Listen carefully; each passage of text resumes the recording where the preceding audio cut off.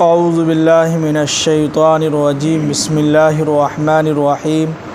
سورۃ صاد مکیہ۔ اب یہاں سے جو ہے سورہ صاد جو ہے شروع ہو رہا ہے اور یہ سورت جو ہے مکے کے اندر نازل ہوئی ہے۔ بسم اللہ الرحمن الرحیم صاد والقرآن ذی الذکر، قسم ہے اس نصیحت بھرے قرآن کی۔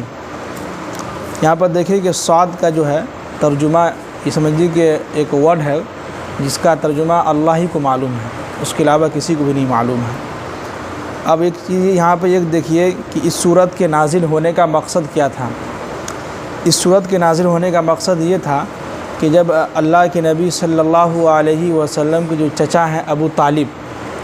ان کے انتقال کا وقت ہو چکا تھا،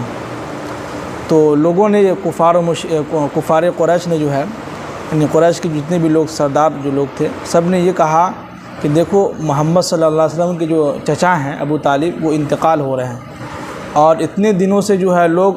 محمد صلی اللہ علیہ وسلم کو کچھ نہیں کہتے تھے، اس لیے کہ جو ان کے چچا جو ہے ابو طالب زندہ تھے، ان کی پرورش میں تھے، ان کو پالتے تھے۔ اب جو ہے ابو طالب انتقال ہو رہا ہے، تو لہٰذا اگر ان کے جانے کے بعد اگر ہم لوگ محمد کو کچھ تکلیف پہنچاتے ہیں تو اور جو لوگ وہ کہیں گے کہ دیکھو محمد کا چچا مر گیا ہے تو لوگ ان کو تکلیف دے رہا ہے، تو لہٰذا ہم لوگ ایک کام یہ کرتے ہیں کہ جو ہے تمام جو سردار مکہ ہیں سب لوگ چلتے ہیں ابو طالب کے پاس اور کہتے ہیں ابو طالب سے کہ دیکھو ابو طالب تمہارے جانے کے بعد جو ہے یہ محمد جو ہے ان سے کہہ دو کہ جو ہے تمہارے جانے کے بعد ہمارے خداؤں کو جھوٹا برا بھلا نہ کہے، ہمارے خداؤں کی جو ہے برائی نہ کرے، ہمارے جو ہے مذہب کی ہمارے دین کی توہین نہ کرے، ہم لوگوں کو پریشان نہ کرے، بار بار ہم لوگوں کو دین کی دعوت نہ دے۔ تو یہ بات جب وہ چچا ابو طالب کے پاس یہ بات کہی تو ابو طالب نے کہا کہ ٹھیک ہے ہم بات کرتے ہیں محمد سے۔ تو کہا کہ محمد کو بلاؤ۔ جب بلایا گیا تو اللہ کے نبی بیٹھے چچا ابو طالب کے پاس، کہا کہ محمد دیکھو ایسی ایسی بات ہے، یہ جو ہے سردار لوگ ہمارے پاس آئے ہوئے ہیں،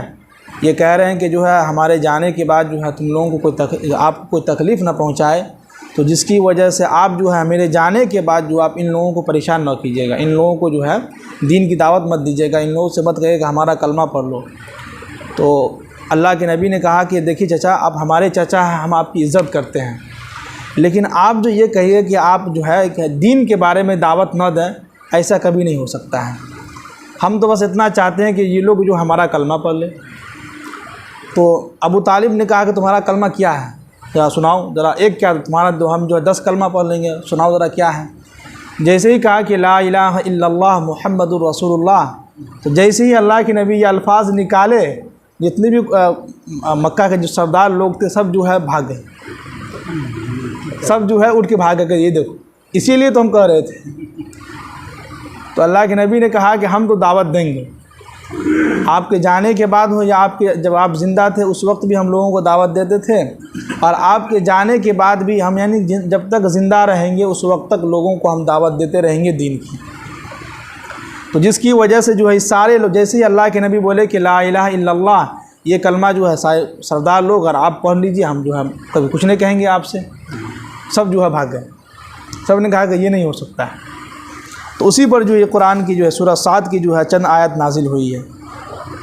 تو اللہ تعالیٰ قسم کھا رہے ہیں کہ صاد والقرآن ذی الذکر، قسم ہے اس بھرے نصیحت قرآن کی، یعنی اس پورے قرآن کے اندر نصیحت بھرا ہوا ہے، ایک سمجھے کہ ایک موٹیویٹ کیا جاتا ہے ہم لوگوں کو اسلام پر عمل کرنے کے لیے، ہے کہ نہیں؟ جیسے کہ ہوتا ہے نا کہ اسلام جو ایک ایسا مذہب ہے جس میں اگر انسان کبھی مایوس ہو بھی جائے اور اگر وہ خودکشی کی طرف جاتا ہے، قرآن کیا کہتا ہے کہ لا تقنطوا من رحمت اللہ کی رحمت سے مایوس نہیں ہونا ہے۔ اسی طرح یوسف علیہ السلام کا واقعہ، یعقوب علیہ السلام کا واقعہ دیکھیے کہ اللہ کے نبی حضرت یعقوب علیہ السلام بار بار دعا کر رہے ہیں کہ یا اللہ ہمارے بیٹے کو واپس کر دیجیے، لیکن واپس ہونے کے بجائے یوسف علیہ السلام کے ساتھ ساتھ ان کا بیٹا ایک اور جو تھا بنیامین، اس کو بھی جو ہے وہ بھی جو ہے گم ہو گیا، یعنی اس کو بھی جو ہے مصر کے جو بادشاہ تھے وہ قید کر لیا ان کو، تو دونوں بیٹا جو ان کے چلے گئے، لیکن پھر بھی یعقوب علیہ السلام کیا کر رہے ہیں کہ انہ لا ییأس من روح اللہ کی رحمت سے کبھی جو ہے مایوس نہیں ہوتے ہیں، مایوس وہی ہوتے ہیں جو کافر ہوتے ہیں۔ تو بتائیے قرآن ہمیں ہر جگہ جگہ پہ گائیڈ کر رہا ہے، ایک نصیحت دے رہا ہے کہ گھبرانا نہیں ہے، یہ دنیا ہے، یہاں ہوتا ہے سب کچھ۔ اور آگے فرمائے کہ بل الذین کفروا فی عزۃ و شقاق، اور جن لوگوں نے کفر کو اپنا لیا ہے اس کی وجہ یہ ہے کہ یہ لوگ اپنے آپ میں گھمنڈ اور تکبر میں مبتلا ہو گئے اور ہٹ دھرمی پر ہیں کہ ہم جو ہے ایمان نہیں لائیں گے، جس کی وجہ سے یہ لوگ کفر کو اپنائے ہوئے ہیں۔ تو ہوتا ہے نا کہ کسی انسان کو کوئی چیز منع کیجیے گا تو وہ اپنے ہٹ دھرمی پہ جمع رہتا ہے کہ ہم آپ کی بات کیوں سنیں، کیا ہے ہم آپ کی بات سنیں گے ہی نہیں، ضدی پناہ پر ہٹ دھرمی پر جمے رہتے ہیں۔ تو کفار و مشرکین کے بارے میں یہ کہہ رہے ہیں کہ جن لوگوں نے کفر کو اپنا لیا ہے اس کی وجہ یہ ہے کہ یہ لوگ اپنے آپ میں گھمنڈ میں ہیں، تکبر میں ہیں اور ہٹ دھرمی میں ہیں، جس کی وجہ سے انہوں نے اپنے کفر کو اپنا لیا ہے۔ اب آگے کہہ رہے ہیں کہ کم اہلکنا من قبلہم من قرن، ہم نے ان سے پہلے جتنے بھی قوم تھے سب کو ہم نے ہلاک و برباد کر دیا۔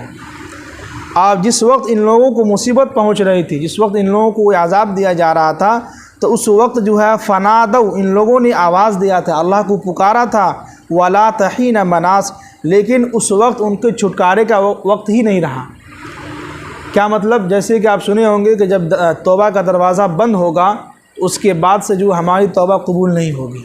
سمجھیے قیامت قریب ہے۔ تو اللہ کے نبی صلی اللہ علیہ وسلم جو ہیں، اس کے پہلے جتنے بھی پیغمبر آئے تمام پیغمبروں نے دعوت دی، لوگوں نے بات نہیں مانی۔ جب عذاب آیا تو ایسے وقت میں یہ لوگ چلا رہے تھے کہ یا اللہ ہماری جو ہے ہماری مدد کیجیے، ہماری مدد کیجیے، تو اللہ تعالیٰ کہہ رہے ہیں کہ ولا تحین مناس، ہم نے اس وقت اس کی مدد ہی نہیں کی، اس لیے کہ جب توبہ کا دروازہ کھلا ہوا تھا، جب اس سے کہا جاتا ہے کہ اللہ سے معافی مانگ لو، ایک دین کی طرف چلے آؤ، اسلام کی طرف جو ہے چلے آؤ، اسلام میں داخل ہو جاؤ، یہ لوگ داخل نہیں ہوتے تھے، اللہ کے نبی کے عذاب کا مذاق بناتے تھے، تو جس کی وجہ سے یہ لوگ ان لوگوں کی آواز، ان لوگوں کی پکار کو ہم نے نہیں سنا۔ اب آگے کہہ رہے ہیں کہ وَعَجِبُوا أَن جَاءَهُم مُنذِرٌ مِّنْهُمْ، اب جتنے بھی کفار و مشرکین کے جو قریشی جو سردار آئے تھے ابو طالب کے پاس، تو وہ لوگ کہہ رہے ہیں کہ وَعَجِبُوا أَن جَاءَهُم مُنذِرٌ مِّنْهُمْ، یہ تو بہت عجیب بات ہے کہ ہم ہی میں سے ایک شخص جو ہے ڈرانے والا آ گیا۔ یعنی کہ ہونا تو یہ چاہیے تھا کہ اللہ تعالیٰ کسی فرشتوں کو بھیجتے،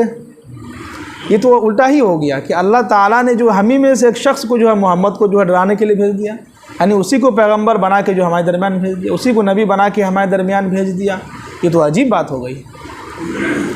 اور آگے کیا کہا کہ وقال الکافرون ھذا ساحر کذاب،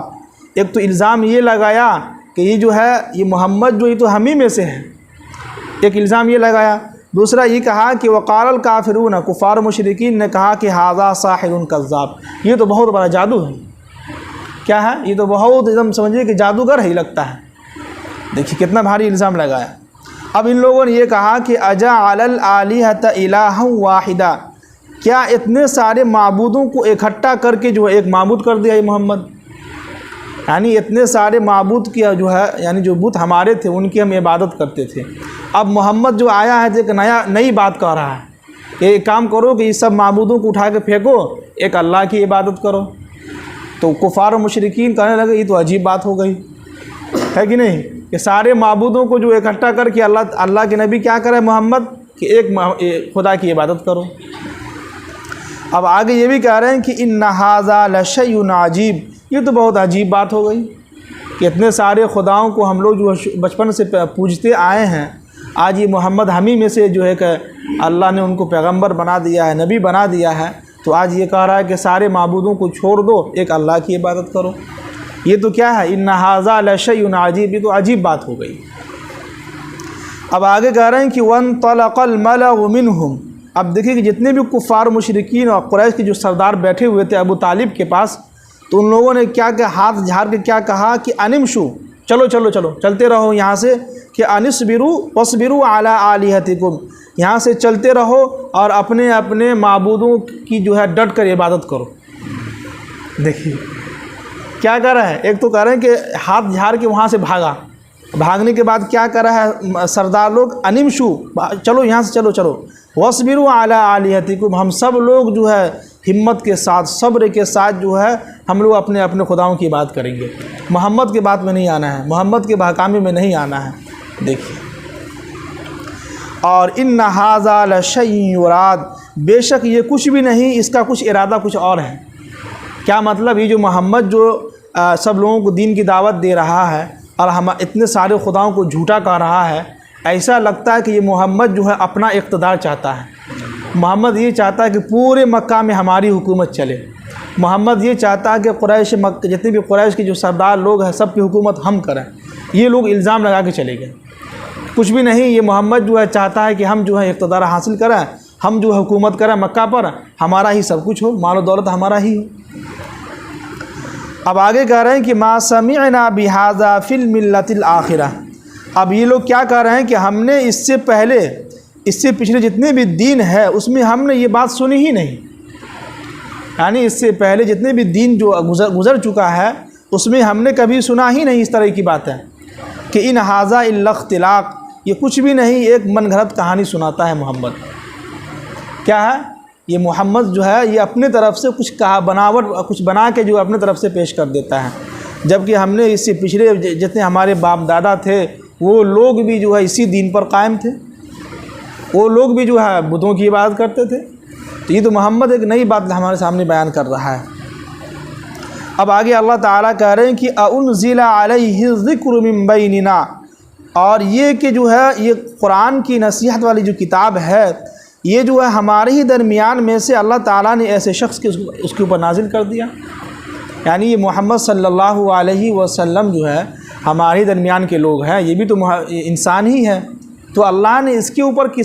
کتاب جو ہے قرآن جو ہے کیسے نازل کر دیا؟ اور بل ہم فی شک من ذکری، بلکہ اللہ تعالیٰ یہ کہہ رہے ہیں کہ یہ لوگ جو ہے ہمارے نصیحت والی کتاب میں شک میں ہیں، یعنی اس قرآن جیسی مقدس کتاب کے بارے میں یہ کفار و مشرکین جو ہے شک میں ہے کہ یہ قرآن جو ہے واقعی میں کتاب ہے کہ یا محمد اپنے طرف سے پیش کرتا ہے۔ اب آگے اللہ تعالیٰ کہہ رہے ہیں کہ بل لما، یاد رکھو کہ یذوقوا عذاب، ان سارے لوگوں نے جو ہے ابھی تک ہمارا عذاب چکھا نہیں ہے۔ اب ظاہر سی بات ہے کفار و مشرکین کے اوپر تو کوئی عذاب آیا نہیں تھا، اس سے پہلے جتنے بھی نبی تھے ان لوگوں نے بددعائیں کی تھی تو ان کے اوپر عذاب آیا تھا،